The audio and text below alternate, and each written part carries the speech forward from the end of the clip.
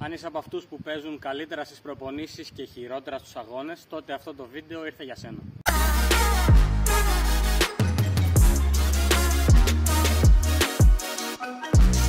Καλώς ήρθατε στο Tennis Project και σε ακόμη ένα μάθημα.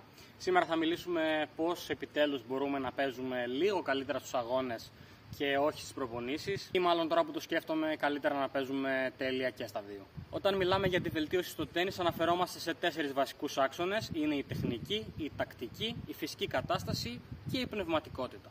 Αυτό που κάνουμε περισσότερο στις προπονήσεις, είτε είναι group είτε ιδιαίτερα μαθήματα, είναι να δίνουμε περισσότερο έμφαση στην τεχνική αλλά και στη φυσική κατάσταση. Αλλά που όμως οι αγώνες κρίνονται περισσότερο στην τακτική και στην πνευματικότητα.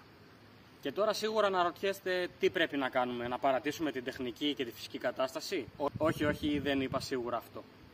Αυτό που προτείνω να κάνουμε είναι να γίνει λίγο δυσκολότερη η ζωή μας στις προπονήσεις, ούτως ώστε να βρισκόμαστε σε κάποιες καταστάσεις πιο δυσχερείς και να μπορούμε να προπονούμαστε σε εισαγωγικά πάνω σε αυτό.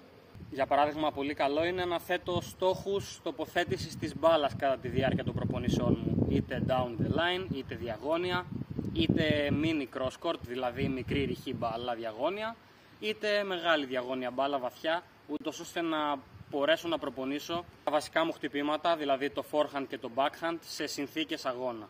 Σίγουρα αυτό από μόνο του δεν φτάνει. Πολλές φορές, ή μάλλον στις περισσότερες, χτυπάμε δυνατά το πρώτο σερβίς και το δεύτερό μας είναι για να μπει.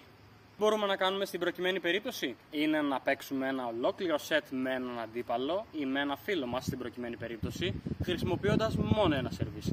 Τότε ναι, θα προσπαθήσουμε να πιέσουμε λίγο περισσότερο την μπάλα, γιατί θα ξέρουμε ότι έχουμε μόνο μία μπάλα αφενός, αλλά αν δεν το κάνω, τότε ο αντίπαλος θα έχει μεγάλο προβάδισμα στην απάντηση. Όλα καλά μέχρι εδώ, όμως όταν μετράμε πόντους δεν είναι το ίδιο στον αγώνα και στην προπόνηση. Αυτό που μπορούμε να κάνουμε τώρα είναι να βάλουμε μία πίεση στον εαυτό μας και αν παίζουμε εντεκάρια ή tie break στα 7 πόντους δηλαδή, κατά τη διάρκεια της προπόνησης, να ξεκινάω με τον αντίπαλό μου με διαφορετικό σκορ. Για παράδειγμα, αν θέλω να βάλω τον εαυτό μου μπροστά, να πούμε ότι ξεκινάμε με ένα 4-0. Δω ότι έχω τον ενθουσιασμό ότι βρίσκομαι μπροστά και είμαι πιο χαλαρός, άρα κάνω λάθη, ή μπορώ να παραμείνω συγκεντρωμένος ενώ βρίσκομαι μπροστά. Ακριβώς αντίθετο είναι ιδιαίτερα ενδιαφέρον.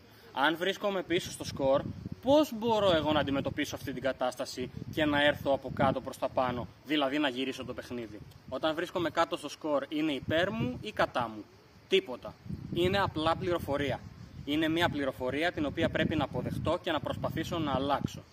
Κάποια game που μπορείτε να κάνετε, αν παίζετε set όμως, κανονικό αγώνα δηλαδή, ξεκινάτε κάποια game με 30-0 ο αντίπαλος ή 30-0 εσείς. Ένα τελευταίο ιδιαίτερα καλό pattern, αλλά είναι πάρα πολύ γρήγορο, είναι για παράδειγμα να έχει break point ο αντίπαλος και να έχετε ένα δεύτερο σερβίς.